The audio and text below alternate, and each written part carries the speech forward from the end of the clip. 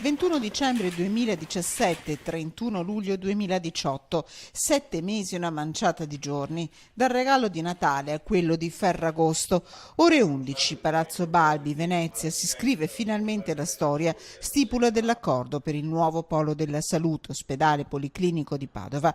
Il governatore del Veneto, Luca Zaia, ha convocato il sindaco Sergio Giordani, con lui provincia, università e l'azienda ospedaliera che dovrà gestire tutta la parte tecnica. Insomma, dopo il faticoso Consiglio Comunale di lunedì che ha formalizzato la cessione gratuita delle aree di Padova Est, i terreni del nuovo ospedale, martedì si potrà iniziare sul serio e i cittadini ringraziano. Penso proprio di sì, onestamente, che ne avesse bisogno. E quindi finalmente? E quindi finalmente. Che alla fine sono dai 2 anni che comunque si stava parlando, forse di più, io che mi ricordi sono 2 anni, per cui dai alla fine quando si è deciso, almeno adesso si comincerà, ci vorranno degli anni, però purtroppo quello è il tempo. Ci vuole una struttura nuova, sì, perché è tanto compresso, quindi se riusciamo a fare dei poli anche è una buona idea per la gente, per la cura, per tutto. Manteniamo il vecchio e ne facciamo uno nuovo.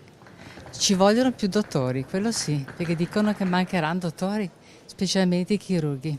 Una battaglia che la nostra emittente ha condiviso in questi lunghi mesi di attesa. Una svolta sembrava vicina, era alla portata, ma da dicembre siamo a fine luglio, è stata inoltrata. Adesso la parola d'ordine è non fermarsi. Un nuovo ospedale atteso dai cittadini, ma atteso anche dalla scuola di medicina. Un'eccellenza che merita strutture degne del suo livello internazionale. Padova ha un ospedale che è un'eccellenza non solo italiana ma mondiale. Merita sicuramente di avere gli spazi idonei per gli ambulatori e evitare le situazioni magari di calca nelle attese.